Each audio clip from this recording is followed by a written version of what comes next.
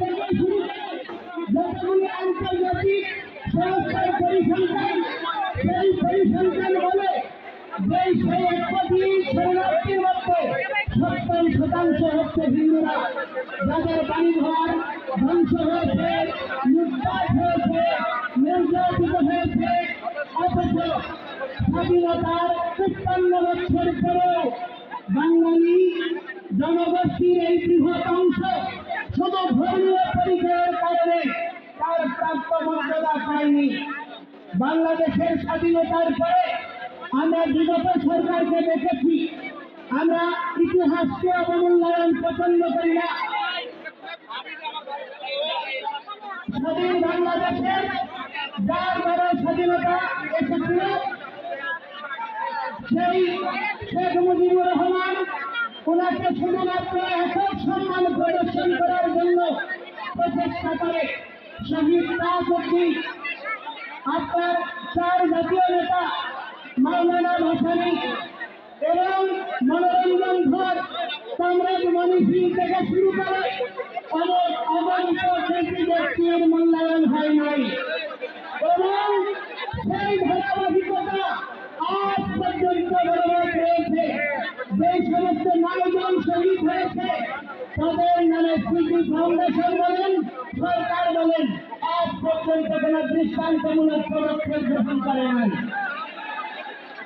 এবং অতিশয় দুর্ভাগ্যের বিষয় যে এই দেশে স্বাধীনতার যুদ্ধে প্রথম শহীদ হয়েছে, যে শহীদকে বীর শ্রেষ্ঠ বলে ঘোষণা করা হয়েছিল, সেই বীর শ্রেষ্ঠটি হচ্ছে দাস পার্টির প্রতিষ্ঠাতা জগৎজ্যোতি দাস, যাকে তৎকালীন আপনার প্রবাসী সরকার গেজেট প্রকাশ করেছে।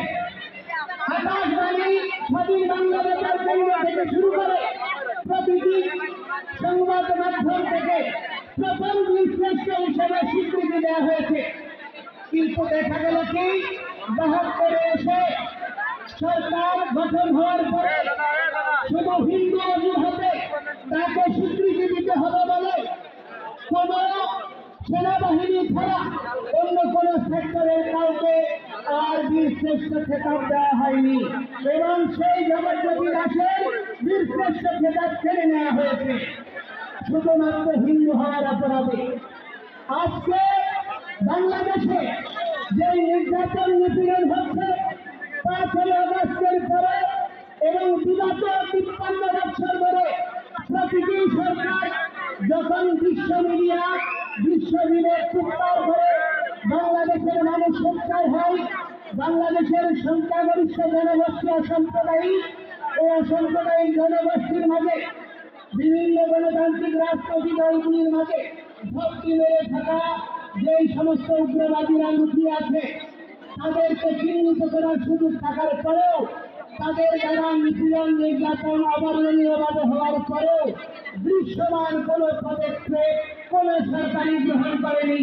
শুধুমাত্র হিন্দু জনগোষ্ঠী, সনাতনী জনগোষ্ঠী নিপীড়িত হওয়ার কারণে আজকে সদস্য ছাত্র সচিবালয়ে ঢুকে যদি পরীক্ষার আপনার পরিবর্তন হয়ে যায়, পরীক্ষাবিহীন পাস হয়ে যায়, বিগত 5 আগস্টের পরে সরকার পরিবর্তনের পরে যেখানে আন্দোলন হয়েছে সেখানে স্বীকৃতি মিলেছে, পরিবর্তন এসেছে।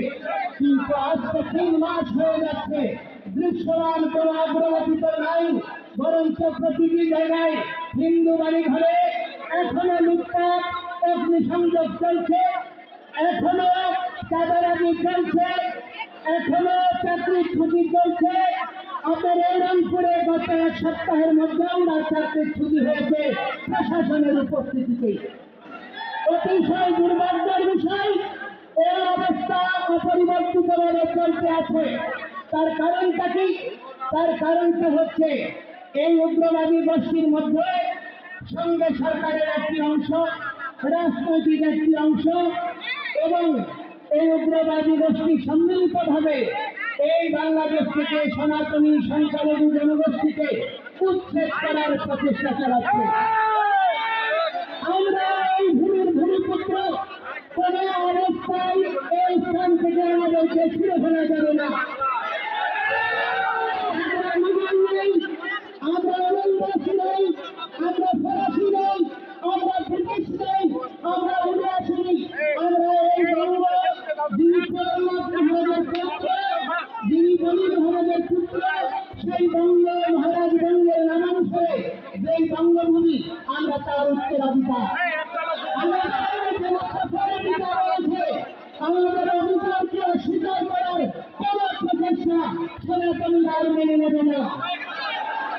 বহু নিপীড়ন হয়েছে, বহু নির্যাতন হয়েছে, সনাতনীদেরকে বিরক্ত করে রেখে হয়েছে।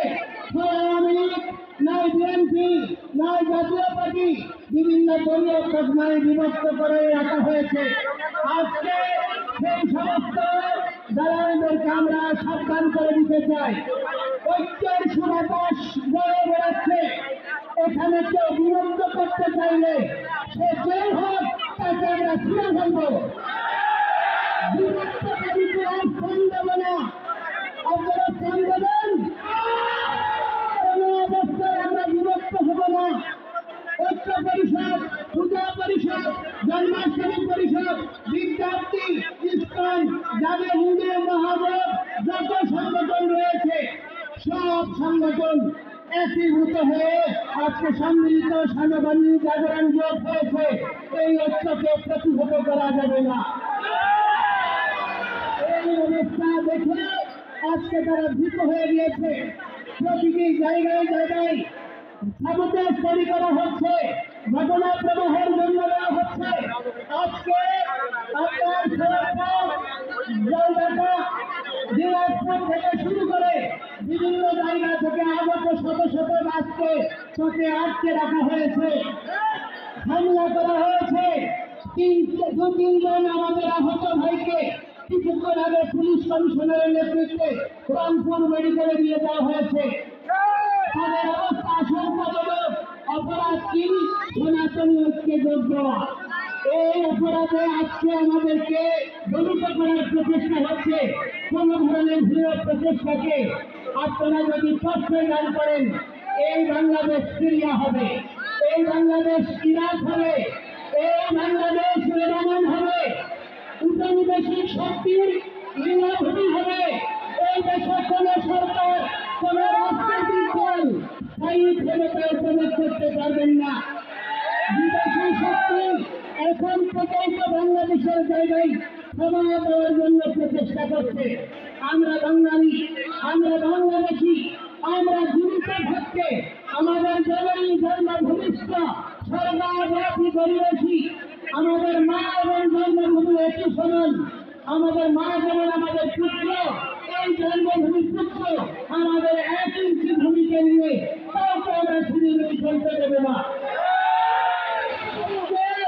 এই ঐক্যবদ্ধ গণতন্ত্র, সমতা, সম্মান, মৌলিক অধিকারের দাবিতে আমরা যখন সংঘবদ্ধ হয়েছি, যে জাতি জাতীয় পতাকা উত্তোলন করে, জাতীয় সঙ্গীত গেয়ে, সম্মান কথা বলে, যে কোনো কর্মসূচি শুরু করে, সেই জাতিকে আজকে অতিশয় দুর্ভাগ্যের বিষয় রাষ্ট্রদ্রোহের মামলায় আমাদেরকে আসামি করা হচ্ছে। অথচ যারা এই জাতীয় পতাকায় চাপতারা লাগিয়েছে, জাতীয় পতাকা ছুঁড়ে ফেলেছে, জাতীয় পতাকা প্রবলিত করেছে, জাতীয় পতাকার জাতীয় সঙ্গীত পরিবর্তন করতে চেয়েছে, এই সরকার প্রশাসন তাদের বিরুদ্ধে একটি পদক্ষেপ গ্রহণ করেনি। এই অবস্থা প্রমাণ করে পক্ষপাত দুষ্ট সরকার। এই সরকার মৌলিক গণতন্ত্রে সাম্য সমতায় বিশ্বাস যদি করেন, সকলের প্রতি সমান পদক্ষেপ গ্রহণ করুন। আজকে আমরা নতুন কর্মসূচি করতে গিয়েছি, জেলা স্কুল থেকে এখানে আমাদেরকে ট্রান্সফার করা হয়েছে, আমাদেরকে হোটেল থাকতে বন্ধ করা হয়েছে পুলিশ সুপারের নির্দেশে। আমি বলতে চাই, আজকে ডিসি মহোদয় বলছে রংপুরের মহিলা হলে একই কথা বলা যাবে না। আরে ভাই, তুমি আমার টাকায় আমার দেশ তুমি চাকরি করছো।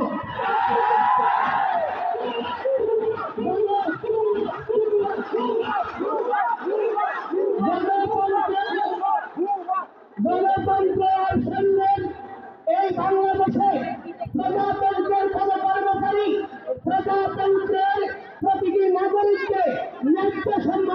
পরিদর্শন করবে, অথচ আজ পর্যন্ত সেই প্রচেষ্টাকারীদেরকে কখনো দণ্ড দেওয়া হয়নি, বরঞ্চ তাদেরকে পুরস্কৃত করা হয়েছে। এই অবস্থা আমরা মেনে নিতে পারি না। এই দূষিত অবিলম্বে প্রত্যাহার করতে হবে।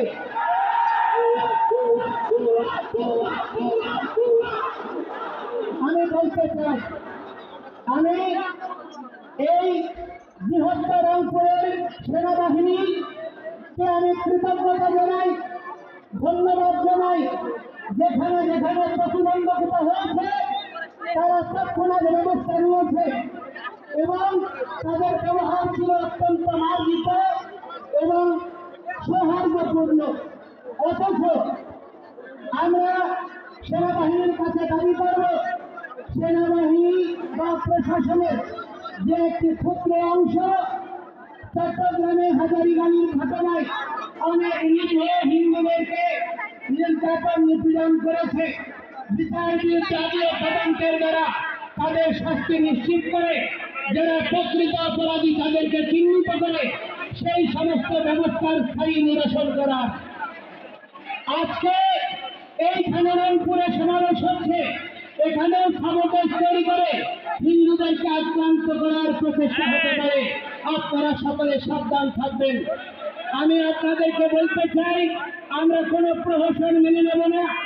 আমাদেরকে জেনে নেবেন 3 কোটি হিন্দু মেরে দেওয়ার জন্য প্রস্তুত আছে। জেলখানে তৈরি করুন, কত বড় জেলখানে হতে পারে যে জেলখানে 3 কোটি জনসাধারণকে ভয় করবেন। আমরা আর ভয় পাই না। নিপীড়ন নির্যাতন বহু বছর ধরে সহ্য করেছি, আর সহ্য করতে পারবে না। আমি আপনাদেরকে বলছি, আমরা কোনো সরকারের বিপক্ষে নয়, আমরা কোনো সরকারের বা রাজনৈতিক দলের পক্ষে নই। আমরা গণতন্ত্র বিশ্বাসী।